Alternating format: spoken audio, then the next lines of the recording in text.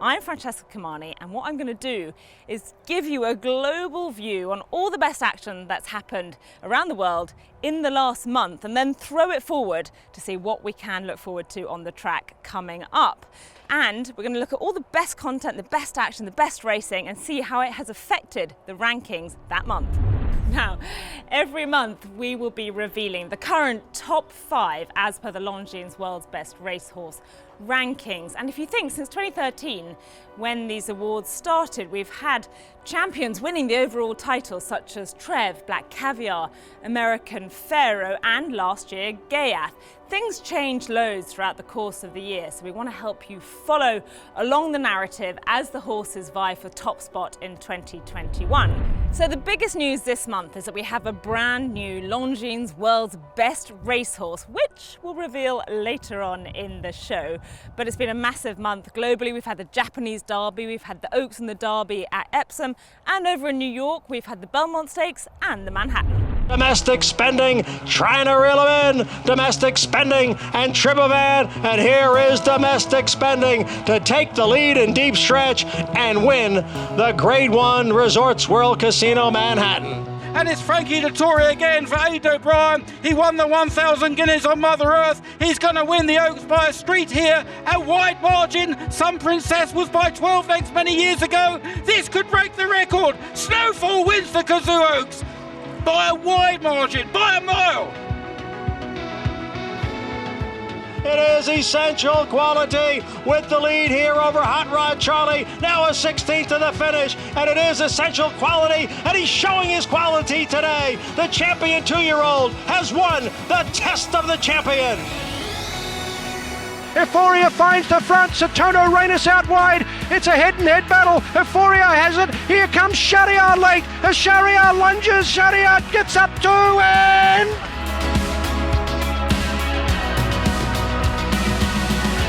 And it's going to be a shock result. Adair and Adam Kirby. Adam Kirby for a first classic success. And Adair is pouring on and striding clear to win the Kazoo Derby. Adair wins by about 5 lengths.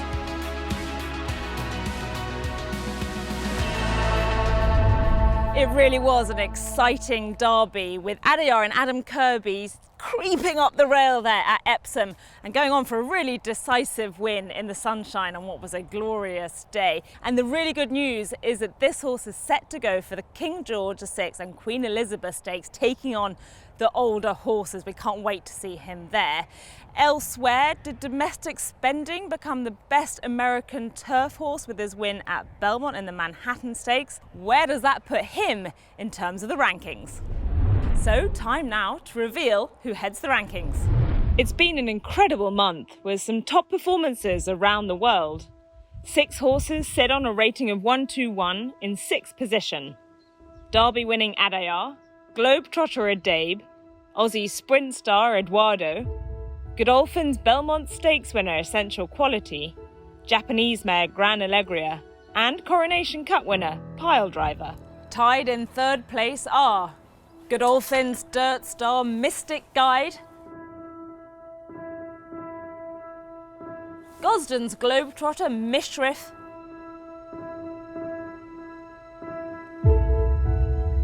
and Chad Brown's Manhattan winner Domestic Spending. In its 2nd spot, Aussie Sprint sensation Nature Strip. He's still there from his win in the Group 1 TJ Smith Stakes. And it's Palace PIER in number 1 spot after a scintillating win in the Longines Stakes. Now, there were 2 jockeys at the top of the Longines World's Best Jockey standings this month. We had James McDonald in Australia and Vincent Ho in Hong Kong. We caught up with the jockey of Golden 60 to find out how he and his horse are inspiring the country and chasing the record of the great Silent Witness. He is like a bully.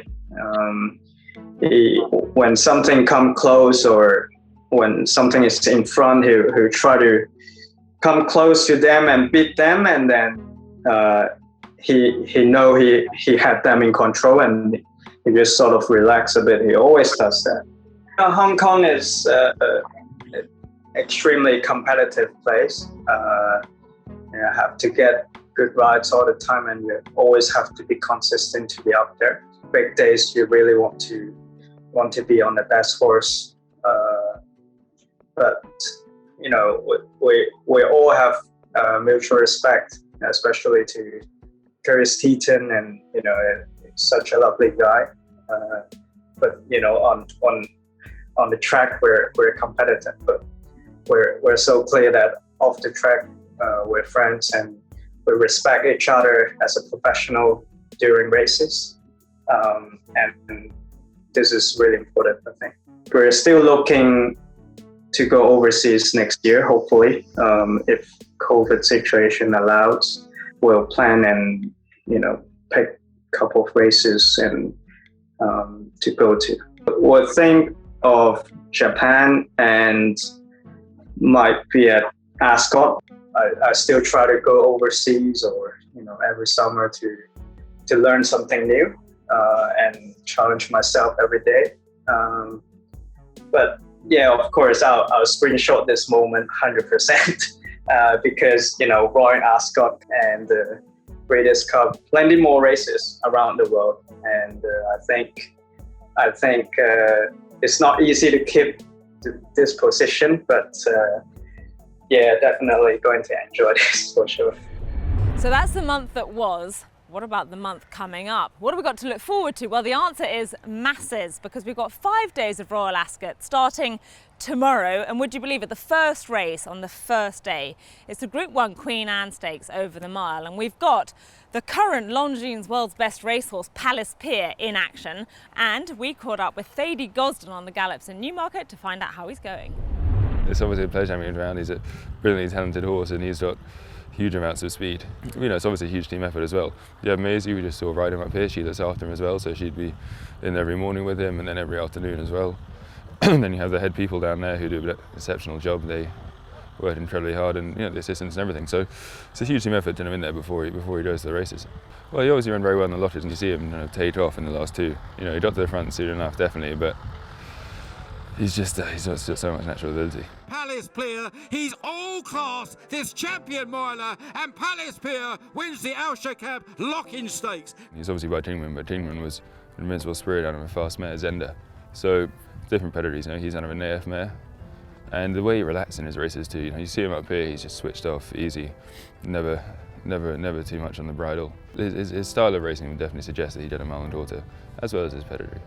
As we saw last year, he got there fairly late in the race, and he was against two brilliant horses as well. You know, he beat Pinatubo came second, who was an exceptional miler. A three-way go in the St James's Palace, and PIER is getting up in the last few strides, and PIER wins. That was obviously the mile around the bend though, the old mile, but the straight mile suited him too. And interestingly, at Ascot, they say that the old mile there's as much as a rise, as much as a climb as on the straight mile. He's yeah, obviously hopefully he's in good form. He won his first start this year very well, and he'd hopefully progress throughout the season again. So elsewhere this month, we have got the Coral Eclipse at Sandown, won by this guy back in the day, Mill Reef. We've also got, for the sprinters, the July Cup at Newmarket, just over there. And elsewhere in the world, we've got the Takarazuka Kinen in Japan, where the fans vote for who gets to race. In South Africa, we've got the Vodacom Durban July at Greyville. And in Germany, it's the Ide Deutsches Derby for the 3-year-olds. So it turns out there is masses going on in the world of horse racing. We'll be keeping a close eye on all the action and looking forward to bringing you up to speed with the rankings next month. See you then.